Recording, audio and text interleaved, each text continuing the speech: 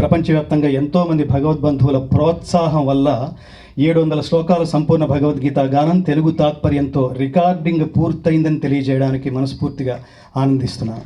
గీతావారధి నిర్మాణ దీనికి సంబంధించిన లఘు చిత్రాన్ని తీర్చిదిద్దిన దర్శకులు శ్రీ మీర్ గారికి, ఆయన్ని సూచించిన స్నేహితుడు సరస్వతి చలపతిరాజుకి ప్రత్యేకంగా కృతజ్ఞతలు తెలియజేసుకుంటున్నాను. ఎంతకాలంలో పూర్తి చేశామన్నది లక్ష్యం కాకుండా ఎంతకాలం నిలబడిపోయేట్టుగా చేశామన్నదే ముఖ్యంగా. అంటే ఒకసారి విని పక్కన పడేసేట్టు కాకుండా విని ఎప్పుడూ పక్కనే పెట్టుకునేట్టు విధంగా ఈ గీతను రికార్డ్ చేశామన్నది త్రికరణ శుద్ధిగా చెప్తున్న సత్యం. పరమాత్మ ఎంత శక్తినిచ్చాడో ఆ శక్తినంతా సంపూర్ణ భగవద్గీతని గాన పద్ధతిలో వెలువరించడానికే ఉపయోగించామన్నది పరమ సత్యం. అయితే గీత ప్రారంభించినా పూర్తి చేసినా దానికి నేను కారణం కాదు, సాధనం మాత్రమే. అంత యత్కృపా తమహం వందే పరమానంద మాధవం. పరమాత్ముడి ఆశీస్సు లేకపోతే ఆధ్యాత్మికత వైపుకి దృష్టి సారించే అవకాశం లేనే లేదు. 7 సంవత్సరాల భగవద్గీత రికార్డింగ్ పూర్తవగానే మొట్టమొదటి రికార్డుకి ఎవరికి వినిపించాలి అనుకున్నప్పుడు భక్తి, దేశభక్తి, కర్తవ్యనిష్ట, నిష్కామ కర్మ తెలిసిన యోగి మన రాష్ట్ర మొదటి పౌరుడు, మన గవర్నర్ గారు శ్రీ నరసింహన్ గారికి వినిపించాలనుకున్నాం. దానికి ఒక కారణం ఉంది. ఆ కారణం వెనకాల శ్లోకం ఉంది. ఆ శ్లోకమే భగవద్గీతలో 2వ అధ్యాయమైన సాంఖ్యయోగంలో నరసింహన్ గారికి చాలా అత్యంత ప్రీతిపాత్రమైన 47వ శ్లోకం. కర్మణ్యేవాధికారస్తే మా ఫలేషు కదాచన మా కర్మ ఫలహేతుర్భూః మా తే సంగోస్త్వకర్మణి.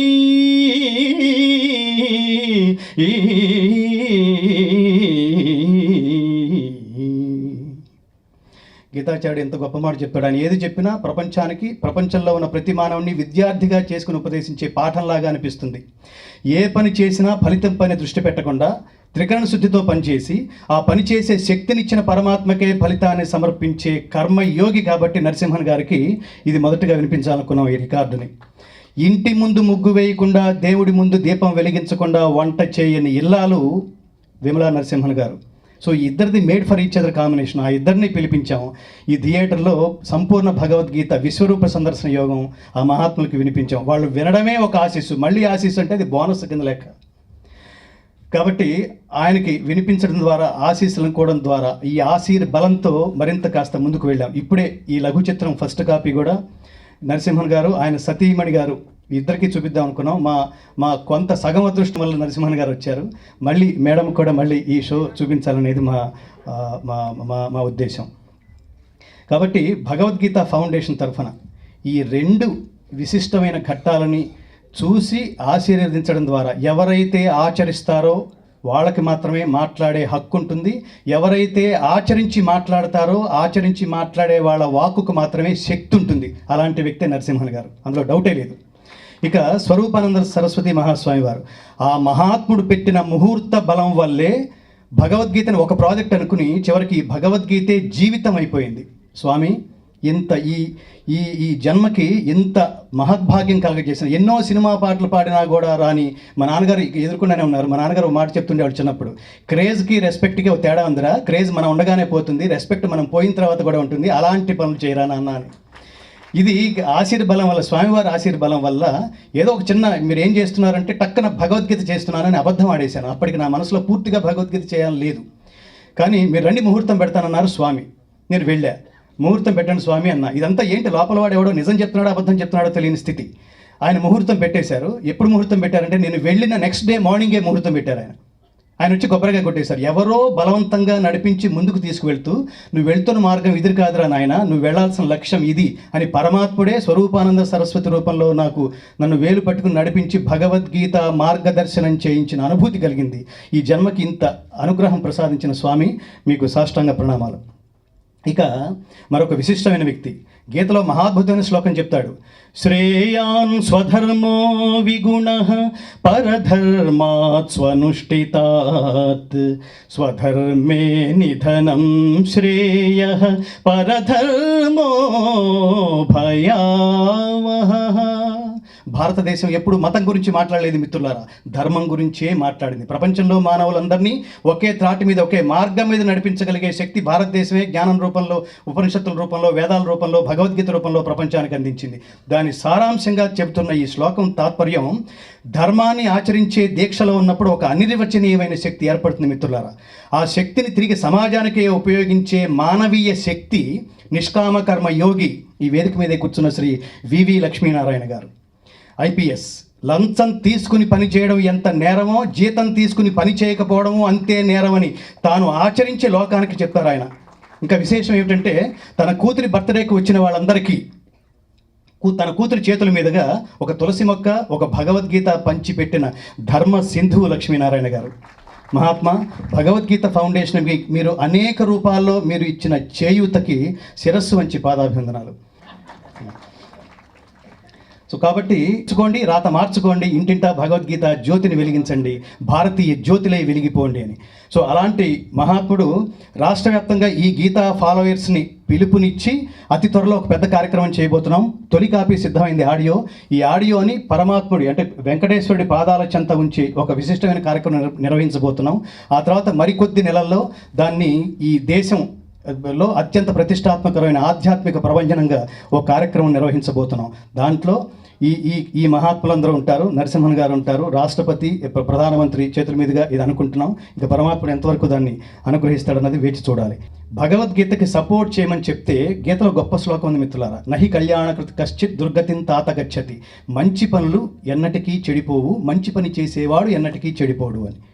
దీన్ని పరమాత్మ వాక్యం ఎప్పుడూ అసత్యం కాదు. అట్లా ఈ భగవద్గీతని నెక్స్ట్ లెవెల్కి తీసుకెళ్ళడానికి కొంత సహాయం చేయండి తల్లి అనగానే ఐఏఎస్ ఆఫీసర్ అనురాధ గారు, ఆవిడ వెంటనే ఆవిడ ఎంత చేయగలరో అంతా ఈ ప్రాజెక్ట్ చేసి ఇంకో అడుగు ముందుకు వేసే అవకాశం ఇచ్చిన ఆ తల్లికి ప్రత్యేకంగా కృతజ్ఞతలు. అట్లాగే నడిచే ధర్మంగా, ఇప్పుడు అందరినీ మనుషుల్లాగా చూస్తాం మనం, కానీ వాళ్ళలో కొంతమంది మీరు దేవుళ్ళు లాంటి వాళ్ళని కొంతమందినే మాట్లాడతాం. అట్లా నడిచే ధర్మాన్ని ఎవరైతే అనుష్ఠిస్తారో వాళ్ళు పరమాత్మతో సమానం. అలాంటి పరమాత్మ స్వరూపులు మా భగవద్గీత ఫౌండేషన్ గౌరవాధ్యక్షులు పివిఆర్కే ప్రసాద్ గారికి కృతజ్ఞతలు. అట్లాగే ఆనంద నిలయం అంటే పరమాత్మ నిలయమే. ఆనందాన్ని చేరుకున్నామంటే అంటే అవతల వాడికి స్ట్రెస్ లేని ఆనందం. అనుద్వేగకరం వాక్యం సత్యం ప్రియహితం చేయత్, స్వాధ్యాయాభ్యసనం చేయవా వాంగ్మయం తప ఉచితే అంటారు. అలాంటి సరి అయిన ఆనందకరమైన కర్మ మార్గంలో నడిచి ప్రపంచాన్ని ఒక అలౌకికమైన ఆనందానికి తీసుకువెళ్తున్న మరో మహాత్ముడు శ్రీ బ్రహ్మానంద గారు ఆశీర్వదించడానికి ఇచ్చేసినందుకు, అలాగే సాక్షాత్తు వేణుగోపాలుడి పేరే పెట్టుకుని పూర్తిగా ఆధ్యాత్మిక మార్గంలో వెళుతూ, ఆధ్యాత్మికం అంటే పరమాత్ముడు నీకు ఎంత శక్తి ఇచ్చాడో ఆ శక్తిని అంతా తిరిగి ప్రజల కోసమే ఎవరైతే ఖర్చు పెడతారో వాళ్ళు ఖచ్చితంగా మహాత్ములే. అలాంటి ఉన్నత వ్యక్తిత్వ వికాస గ్రంథం భగవద్గీత మానవులకు ఆశాదీపం, సాధకులకు కల్పవృక్షం.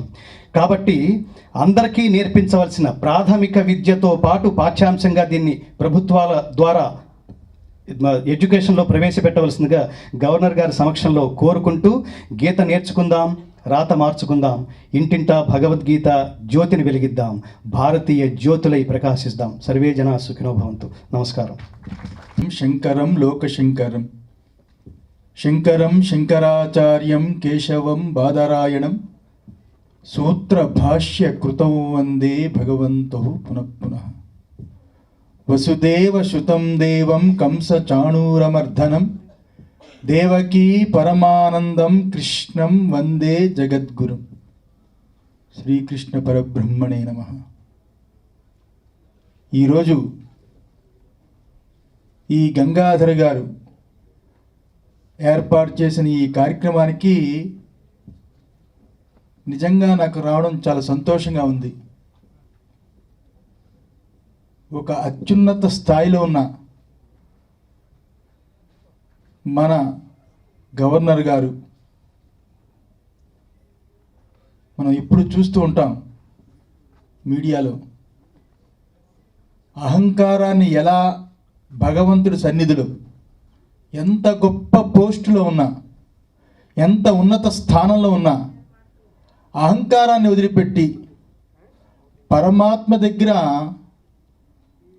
మనము జీవులము, దాసులము, మరణించే వాళ్ళము, భగవంతుడి యొక్క కృప ఉంటే పుట్టేవాళ్ళము అని అహంకారం లేకుండా పరిపూర్ణంగా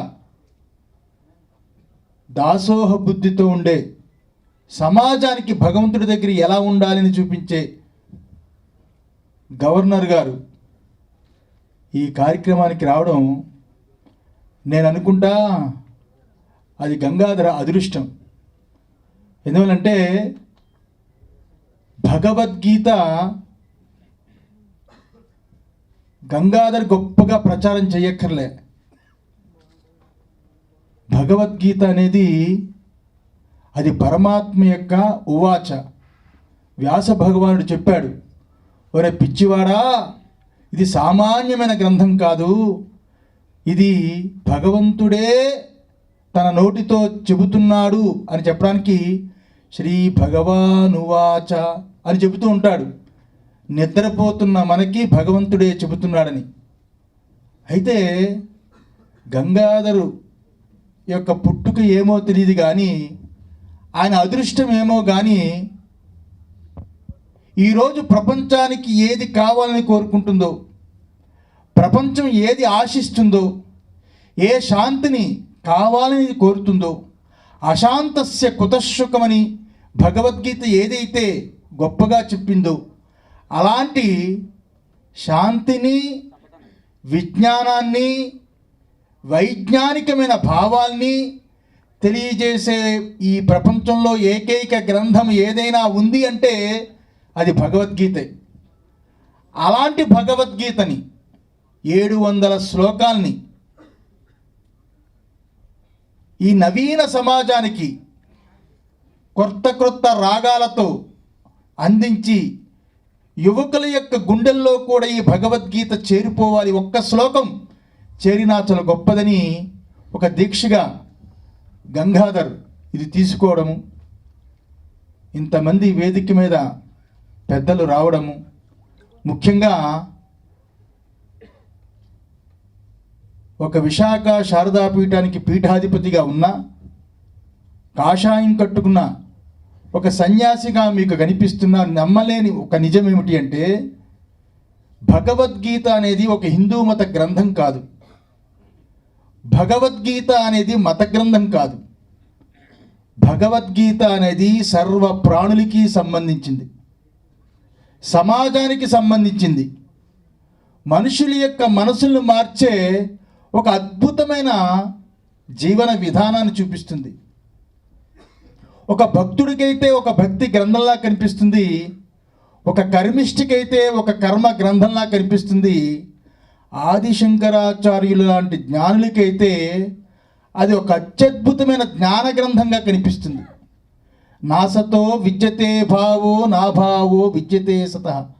ఇలాంటి ఎన్నెన్నో అద్భుతమైన విషయాలకి శంకరుల యొక్క భాష్యాన్ని రచిస్తే నేను చిన్నతనంలో ఋషికేశ్లో చదువుకున్న రోజుల్లో కూడా భగవద్గీత యొక్క భాష్యాన్ని, ఉపనిషత్తుల యొక్క భాష్యాన్ని, బ్రహ్మసూత్రాల యొక్క భాష్యాన్ని, ఆ భాష్యాన్ని తెలుసుకోవాలని విదేశీయుల నుంచి ఎంతోమంది విదేశీయులు వచ్చి ఋషికేశ్, హరిద్వారు, మహాత్ములు, యోగులు, జ్ఞానులు వాళ్ళ సన్నిధి ఉండి అవి తెలుసుకునే వాళ్ళకి ప్రయత్నం చేస్తున్నారంటే ఈ భారతదేశం ఎంత గొప్పది. ఇలాంటి భగవద్గీత పుట్టిన భారతదేశంలో మనం పుట్టడం మన అదృష్టం. వీటన్నిటికంటే అన్ని రాష్ట్రాల కంటే ఆంధ్ర రాష్ట్రం గొప్పది ఏమిటంటే ఘంటసాల గారు భగవద్గీతని ప్రతి ఒక్క సమాజంలో చేరిపోవాలని ఈరోజు కూడా ప్రతి దేవాలయాల్లో, అలాగే ప్రతి దేవస్థానం ప్రాంతాల్లో, అన్ని పుణ్యక్షేత్రాల్లో భగవద్గీత యొక్క శ్లోకాలు లేకుండా దేవాలయం ఉండదు. అలాంటి కొన్ని శ్లోకాలు ఆయన చెబితే 700 శ్లోకాలు ప్రజలకు అందించాలని ఉద్దేశం చేత ఇంత అత్యద్భుతమైన కార్యక్రమాన్ని గంగాధరి గారు ఏర్పాటు చేయడము, ఇది ఒక్క తెలుగులోనే కాకుండా హిందీలోని, ఇంగ్లీష్లోని, అన్ని భాషల్లోని తర్జమా అయ్యి లోకానికి ఇంత గొప్ప జ్ఞానాన్ని, అందరికీ అవకాశాన్ని కలిగించాలి, ఆ భగవంతుడి కృప పరిపూర్ణంగా గంగాధరి మీద ఉండాలని మనసారా ఆశీర్వదిస్తూ ముగిస్తున్నాం.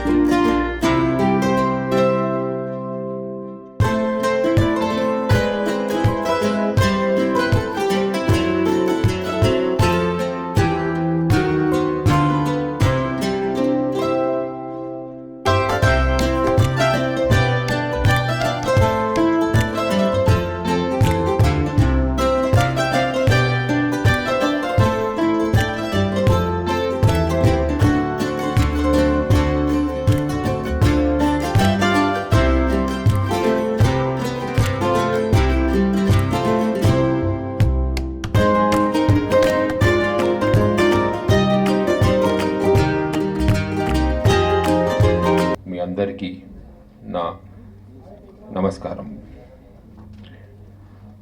అర్జునుడికి శ్రీకృష్ణుడికి మధ్య జరిగిన సంవాదమే భగవద్గీత.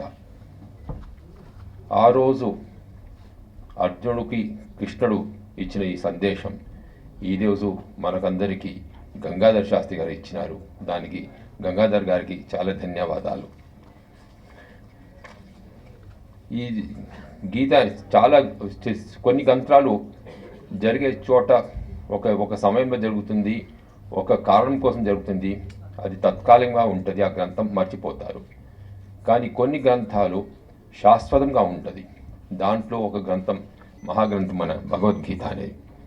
ఈ శాశ్వతం అంటే ఇది ఏంటంటే అన్ని మనుషులకి, లోకంలో ఉన్న అన్ని వసుదైవ కుటుంబం అందరికీ ఒక గ్రంథం అనేది ఈ భగవద్గీత. దీని మహాత్మ్యం ఏంటంటే ఈరోజు గంగాధర్ గారు నన్ను వచ్చి ఇక్కడ రమ్మని చెప్పినప్పుడు నాకు చాలా ఒక హెజిటేషన్ ఉంది. ఇంత మహానుభావులు, ఇంత భక్తులు ఉండే మధ్యలో నేను వచ్చి ఏం చేస్తానండి.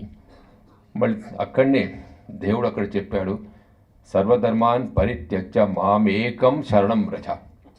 అంటే మీ అన్నీ వదిలేసి నన్ను నమ్మకం, పూర్ణ విశ్వాసం, ఇది చాలా ముఖ్యం. మన జీవితంలో ఉండే చాలా ముఖ్యమైనది ఒక పూర్ణ విశ్వాసం.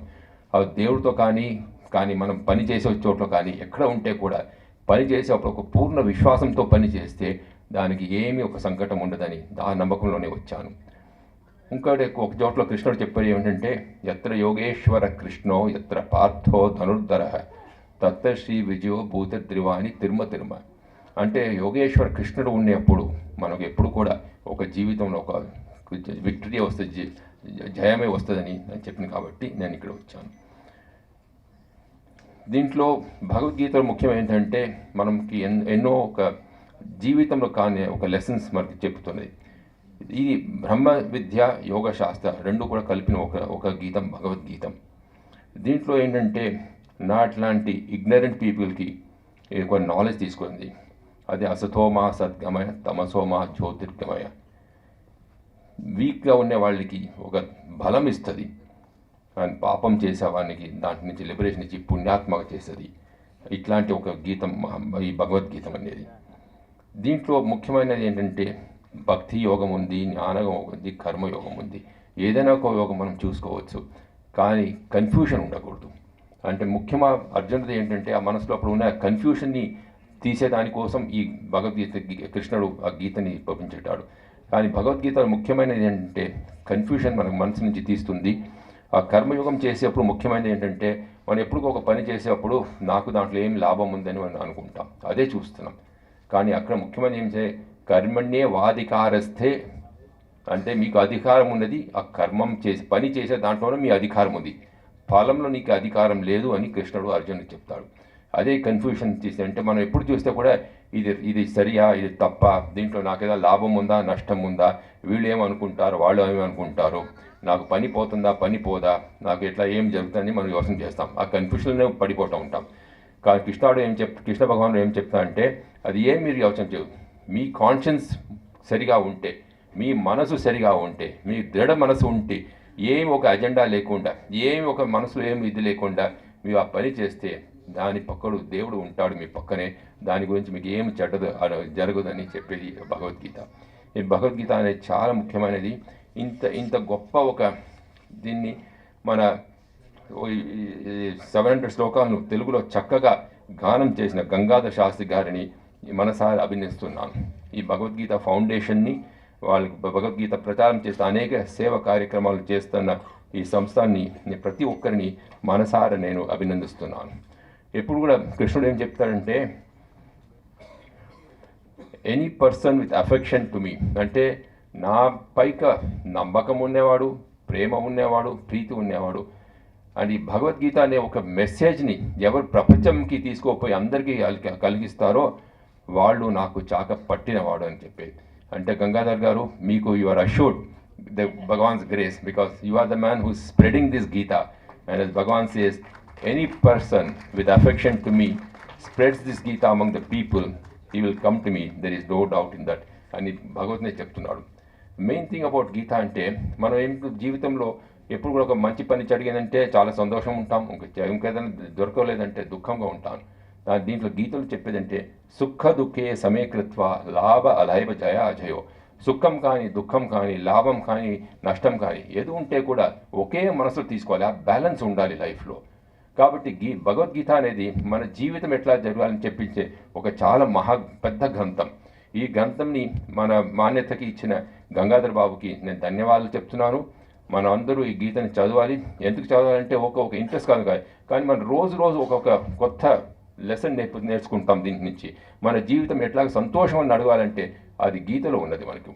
ఆ గీత తెలియకుంటే మనం ఏమంటే ఎప్పుడు కూడా ఈయన చెప్పాడు ఆయన చెప్పాడు ఇది చేస్తే బాగుంటుంది చేస్తే అని చెప్పి మనం ఆ లోక రీతిలో వెళ్ళిపోతాం. ఆ లోకనీతి వదిలేసి మన హెరిటేజ్లో మన సివిలైజేషన్లో ఎంతో గొప్ప అన్ని పాఠకులు ఉన్నాయి మనకి. అది మనం చేసుకుంటే చాలు. We don't have to go to get credit from any other country. This country has got everything in it. There is nothing that India does not have. We do not have to go to any other world to seek credit or to tell us about us. ఇప్పుడు మనకి western world అని చెప్తారు యోగా చేస్తే మంచిది, ప్రాణాయామం చేస్తే మంచిది. ఇదేం కొత్తదా మనకి? కింద కూర్చొని భోజనం చేసేది ఒక యోగా. అది అలవాటు వదిలిపోయింది మనకి. వాళ్ళు వెస్టర్న్ వాళ్ళు చెప్తే మేము యోగా. ఇప్పుడు ఎక్కడ పోతే అడిగితే నేను ప్రాణాయామం చేస్తున్నాను సార్. అది ప్రాణాయామం ఎన్నో వేల సంవత్సరంగా మనం లోకంలో చేసి ప్రాణాయామం. ఇప్పుడు నేను ప్రాణాయామం దానికోసం 10,000 రూపాయలు చేసి ఫీజు కట్టి ఒక నెలకి ప్రాణాయామం చేసుకుంటానని చెప్తున్నాం మనం. ఇది ఏంటండి? మన దేశంలో లేని ఏం లేదు మన దేశంలో. ఇది గొప్ప దేశం. ఇది భారతదేశం ఒక గొప్ప దేశం. మనకు ఉన్న గ్రంథాల్లో ఆ గ్రంథాలని నుంచి మళ్ళీ రివైవ్ చేసి మనందరికి ముందు తీసుకువచ్చి గంగాధర్ గారికి దానికోసం ధన్యవాదాలు చెప్తాను. ఎందుకంటే మనం ఎప్పుడు అనుకునేది అంటే ఒక దాని మనకు తెలియదంటే అది లేదనుకుంటాం. absence of evidence is taken as evidence of absence by us. That is why I am particularly thankful that this Bhagavad Gita has been brought to the people at large, and I would like this to be popularized through the country. May God bless Sri Gangadhar and his family.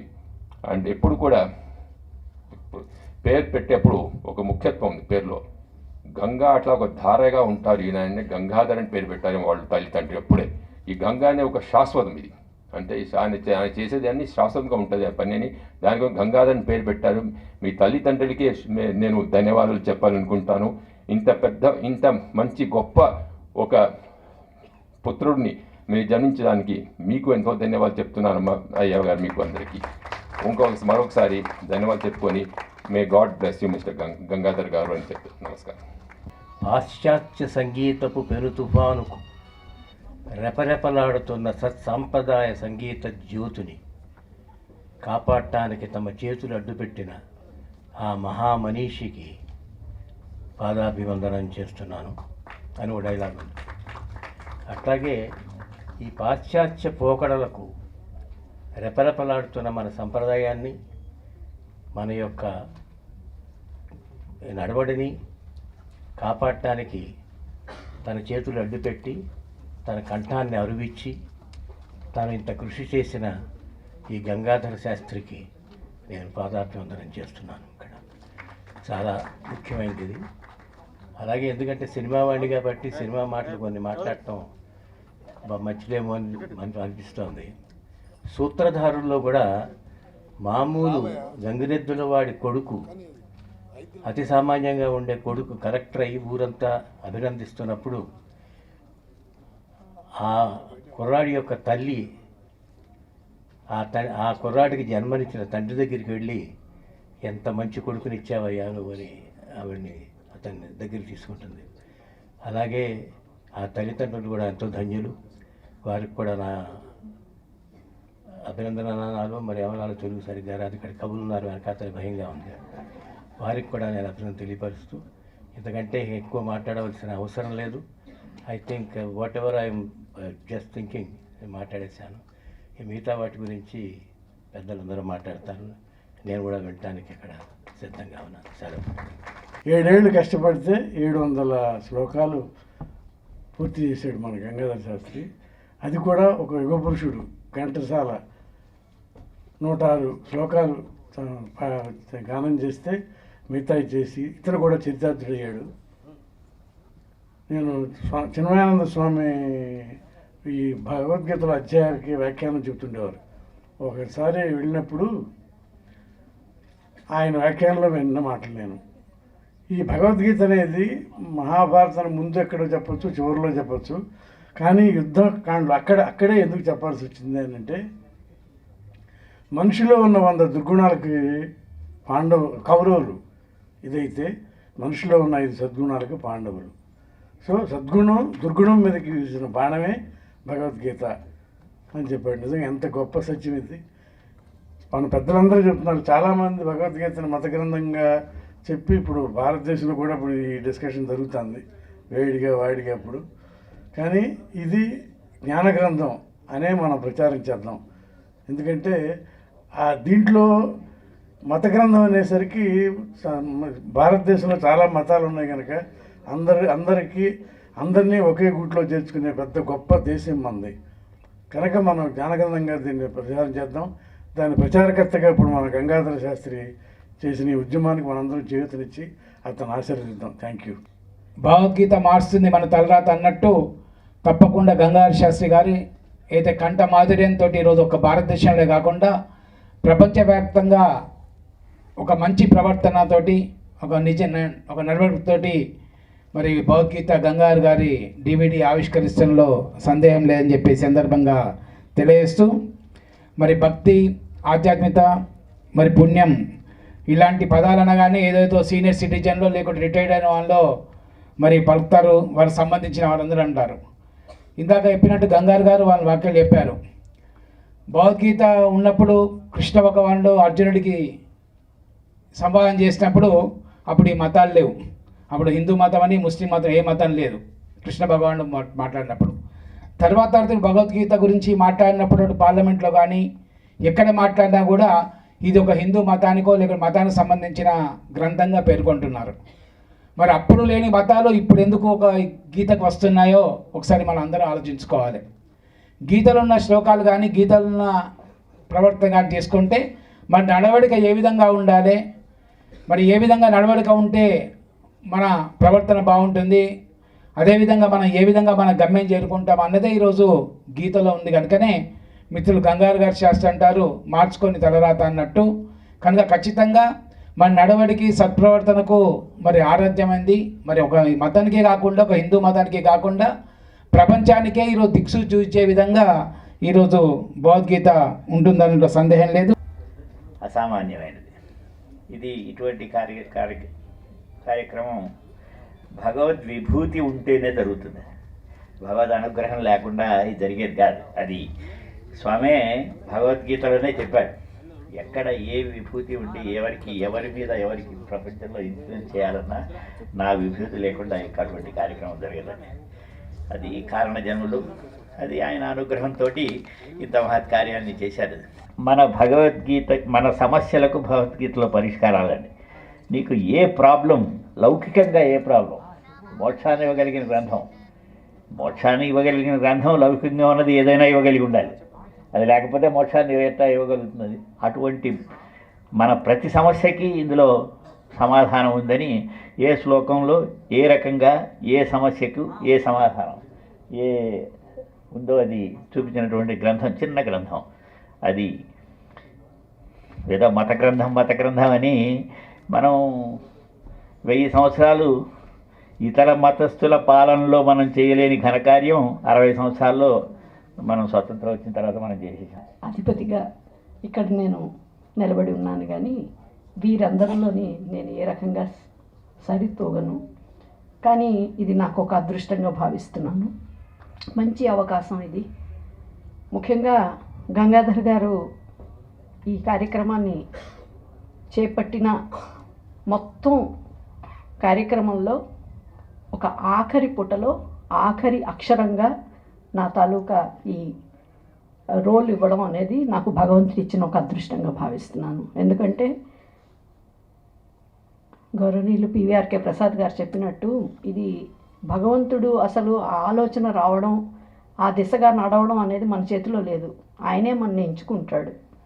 ఆ ఎంపికలో వీరిని చెయ్యి పట్టి నువ్వు నా కార్యక్రమాన్ని చేపట్టు అని అతన్ని ఒక మీడియంగా ఎంచుకున్నందుకు, ఒక ఇన్స్ట్రుమెంట్గా ఎంచుకున్నందుకు వారి కారణజన్ములు అనేది అనడం నిస్సందేహం. మరి ఈ కార్యక్రమంలో ఇంత విజయవంతంగా ఇంతమంది ఆశీర్వాదంతో ఇలా నడుచుకొని వెళ్తున్నారు అంటే అది నిజంగా వారి తల్లిదండ్రులు చేసుకున్న అదృష్టం ఇటువంటి వారికి జన్మనివ్వడం. అంతేకాదు భగవద్గీత అనేది అదేనే కాదు, ఏదైనా ఒక భగవంతుడికి సంబంధించిన ఏదైనా ఒక విషయాన్ని మనం నేర్చుకోవాలి అని అంటే మనకి మామూలుగా కొట్టబడదు అది. కానీ కొన్ని ఉంటాయి. అంటే ఇప్పుడు లలితా సహస్రనామాల గురించి చెప్పాలంటే అది లహరి, అది ఎలా పాడుకుంటే ఎవరికైనా వచ్చేస్తుంది అంటారు. కానీ విష్ణు సహస్రనామాలు అంత తొందరగా రావంటారు. అలాగే భగవద్గీతకు సంబంధించి జనప్రచారంలోకి వెళ్ళడం అనేది చాలా కష్టం. ఎందుకంటే మనం కూడా ఒక అలవాటు పడిపోయాం ఒక సంప్రదాయానికి. ఏదో ఓ రిటైర్ అయిపోతే ఓ శాలువని వేసి సత్కరించి ఒక చేతికర్ర ఇచ్చి ఒక భగవద్గీత పుస్తకం చేతిలో పెట్టడం. గోరఖ్పూర్ వారి ఒక భగవద్గీత ప్రతి ఇంట్లోనే ఉంటుంది, ఎవరు చదవరు దాన్ని. కానీ మిత్రులు గంగాధర్ గారు నిజంగా ఎంత సులభతరం చేశారంటే దాన్ని, ఈ డాక్యుమెంటరీ వింటే కొన్ని సన్నివేశాలు నిజంగా హృదయాన్ని కదిలించాయి. ఈ 700 శ్లోకాలని రోజుకి కనీసం 1-2 వింటూ వెళ్తూ ఉంటే ప్రతి ఇంటిలో మోగితే నిజంగా మనందరి జీవితం ధన్యం అవుతుందని నేను అనుకుంటున్నాను. అవనిగడ్డ గడ్డ మీద ఉద్భవించిన గాన కృషివరుడు మా గంగాధర శాస్త్రి.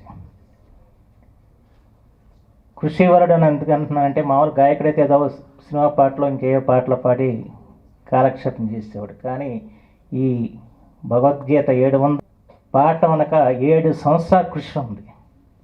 అంత కృషి ఉండబట్టే ఈ రోజున ఈ మహత్తరమైన కార్యక్రమం జరిగిందని చెప్పి మాత్రం నేను భావిస్తాను. వేటూరు సుందరమూర్తి గారు దివ్యసీమ గీతం దివ్య సంగీతం అన్నారు.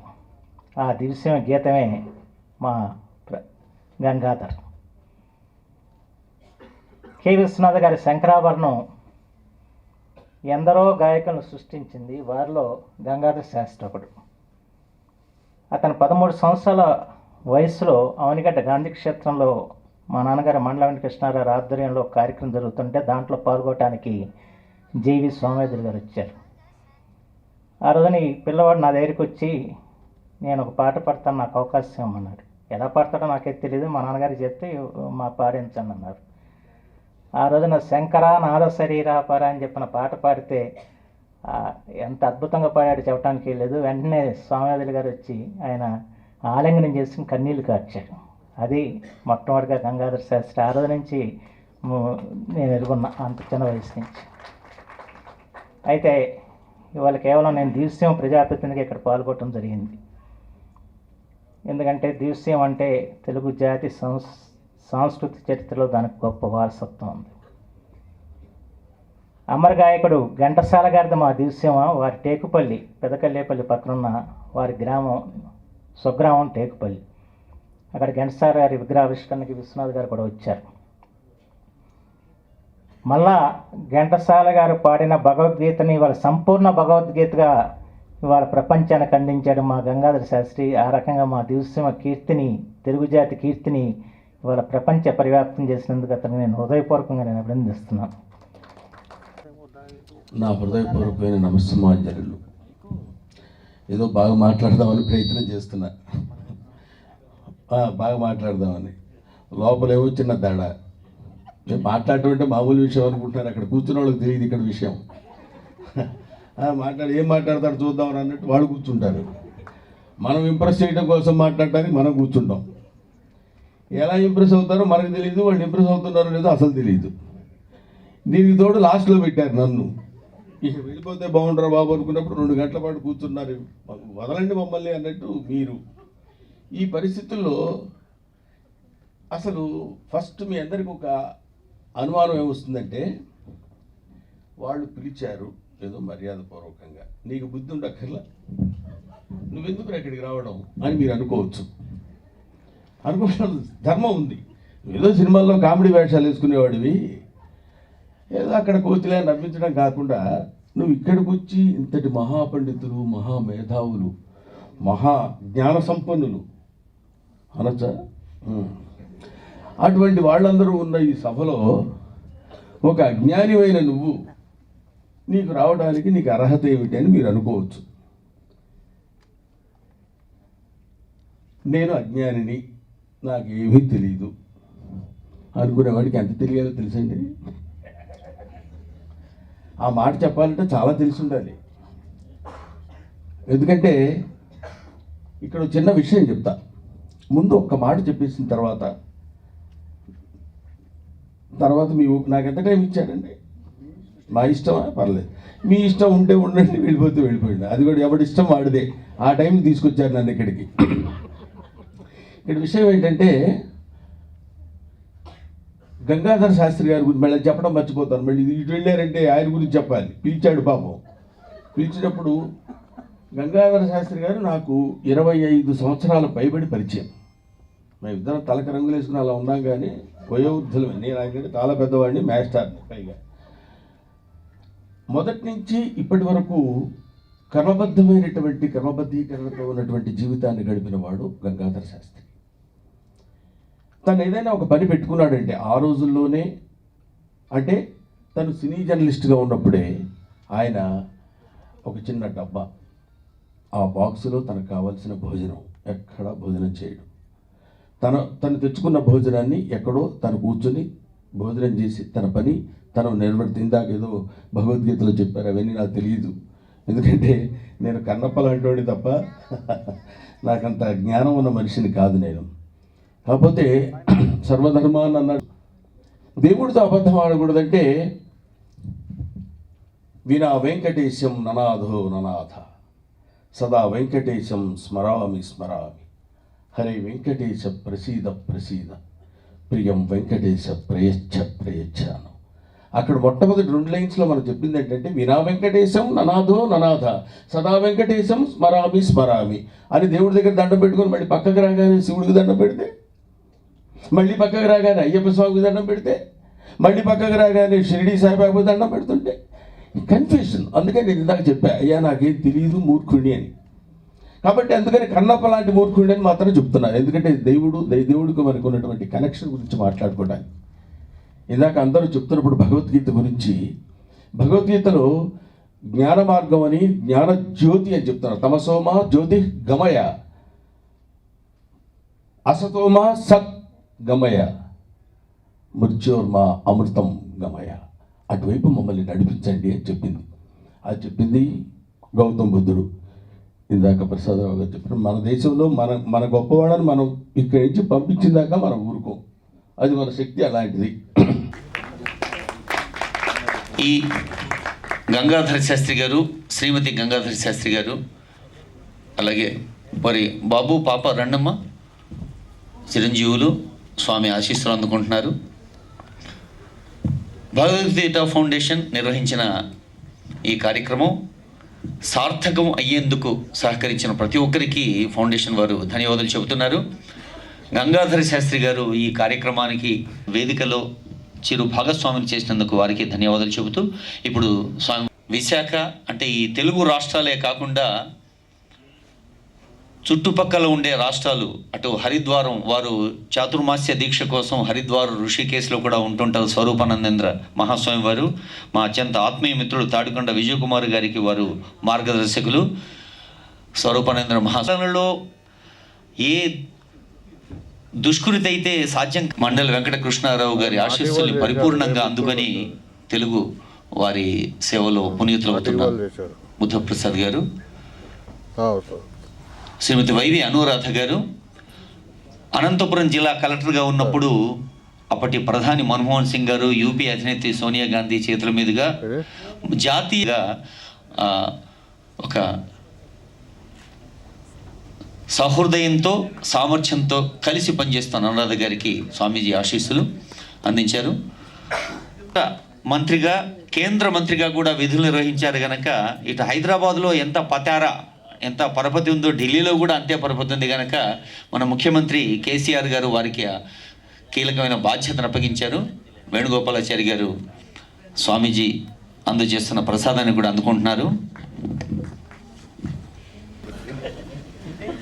మనం అందరం కొసమెరుపు కోసం చూస్తున్నాం కదా, అది మరుపుగా సార్, కొసమెరుపు. బ్రహ్మానందం గారిని ఎట్లా మరుస్తాం? బ్రహ్మానందం గారు విదుషి తత్వాన్ని ఆవిష్కరించిన ఒక అద్భుత నటులు, ప్రసంగికులు బ్రహ్మానందం గారికి జరుగుతున్న సత్కారం.